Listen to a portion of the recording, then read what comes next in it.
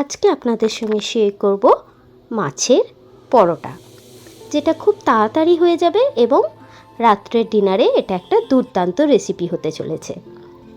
আমি এখানে ভোলা ভেটকি মাছ ব্যবহার করেছি এবং মাছের মাঝখানের দুটো গাদার পিস আমি নুন হলুদ জলে সেদ্ধ করে দিচ্ছি।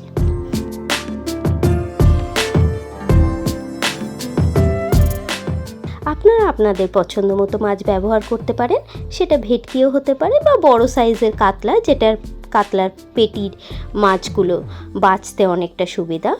তো আমি এই ভোলা ভেটকি মাছ ব্যবহার করেছি, এটা খুব নরম মাছ এবং বাছতে সুবিধা, স্বাদেও ভালো হয়। তো আমি এই দুটো মাছের এই দুটো পিস নিয়ে আমি সেদ্ধ বসিয়েছি।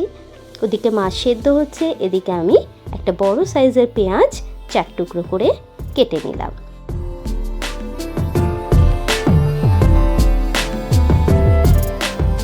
একটা টমেটোকেও আমি 4 টুকরো করে কুচিয়ে নিলাম ও দুটো কাঁচা লঙ্কা। আপনারা আপনাদের পছন্দ মতো লঙ্কা যে যেমন ঝাল খান অবশ্যই নেবেন। এবার আমি একটা চপারে চপ করে নেব। টমেটো, পেঁয়াজ ও লঙ্কাটা আমি একটা চপারে দিয়ে চপ করে নেব। এখানে খুব ফাইনলি চপড হয়, তো সেই কারণে আমি চপারে চপ করে নিচ্ছি।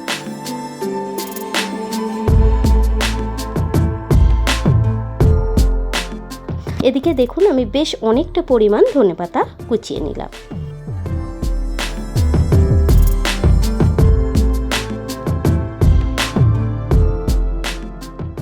আমার মাছ সেদ্ধ হয়ে গেছে, তো আমি মাছটাকে তুলে নিচ্ছি।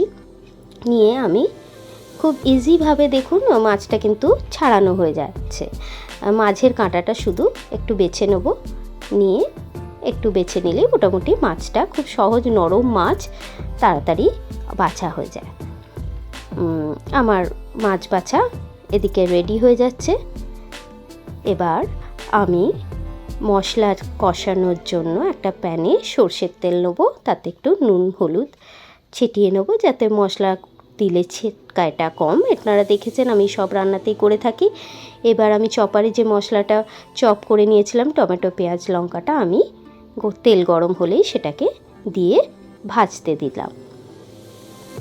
সুন্দর করে আমি মশলাটা কষিয়ে নেব এবং আমি শেষের দিকে মশলা কষানো যখন একটু হয়ে আসবে, তো সেই সময়টা আমি ধনেপাতা কুচিগুলোকে দিয়ে দেব।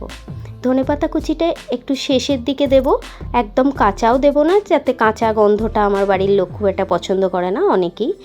একটু হালকাভাবে শেষের দিকে দিয়ে নাড়িয়ে নিলে কাঁচা গন্ধটাও চলে যায় এবং স্বাদটাও দুর্দান্ত হয়।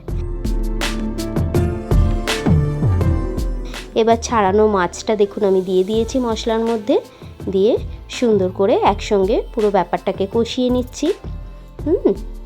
মাছটা কষানো হলে শেষের দিকে এবার আমি একটু গরম মশলা গুঁড়ো দেবো। গরম মশলা গুঁড়োতে অবশ্যই এর গন্ধটা আরও সুন্দর হবে এবং মাছ যেহেতু মাছ একটু আঁশটানি গন্ধ তো থাকেই, তো সেই কারণে একটু পাতিলেবুর রস দিলে এই মশলাটা কিন্তু একদম টক টক ঝাল ঝাল, ভীষণ সুন্দর খেতে হয় এবং ব্যালেন্সড হয় টেস্ট।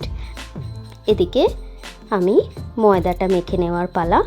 ময়দায় অবশ্যই নুন আর সাদা তেল দিয়ে আমি একটু ময়াম দিয়ে নিচ্ছি, নিয়ে ময়দাটা আমি মেখে নিচ্ছি।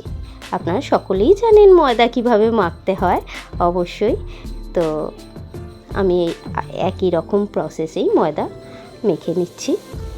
অল্প অল্প করে জল দেব, জল দিয়ে ময়দাটা মেখে নেব। খুব টাইট করব না এবং খুব লুজও করব না, মোটামুটিভাবে পরোটার জন্য ময়দা আমার মাখা রেডি।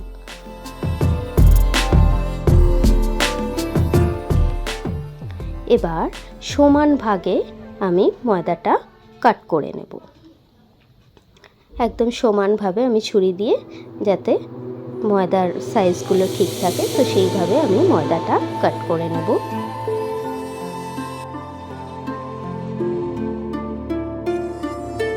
এবার এক একটা লেচি আমি গোল গোল করে বেলে নিচ্ছি, লুচির মতো করে, একটু বেশ পাতলা করে বেলবেন।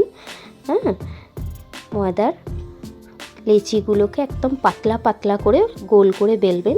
দিয়ে পরোটার যেরকম ভাঁজ হয়, প্রথমে একটা ভাঁজ দিয়ে তারপরে আমি পুরটা ভাঁজের এক সাইডে দিয়ে ত্রিকোণ করে আর একটা ভাঁজ দিয়ে দেব।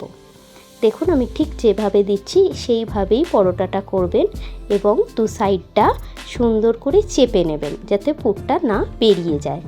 দিয়ে এবার আলতো হাতে হালকা করে পরোটাগুলো বেলে নেব, নরম করে হালকা করে বেলে নেব যাতে পুরটা ভিতরে সমানভাবে চাড়িয়ে যায়।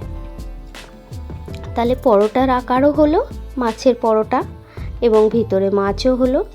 আবারও ফ্রাইং প্যানে অবশ্যই পরোটা ভাজবে। এবার সাদা তেলে অল্প করে সাদা তেল দেব, দিয়ে পরোটাগুলো গরম তেল হলেই পরোটাগুলো আমি আস্তে আস্তে করে ছেড়ে চেপে চেপে বেশ লাল লাল করে পুরো পরোটাটা আমি চেপে চেপে ভেজে নেব। এপিট ওপিট করে ভেজে নেব আস্তে আস্তে করে। দেখুন বেশ পুরো জায়গাটা চেপে চেপে দিলে পুরো জায়গাটা সুন্দর করে লাল লাল করে ভাজা হবে। কারণ ভিতরে পুরটা আছে তো, পরোটাটাকেও সুন্দর করে আমি এইভাবে চেপে চেপে ভেজে নেব। দেখুন পরোটাটা কিন্তু লাল লাল করে বেশ সুন্দর ভাজা হয়ে গেছে।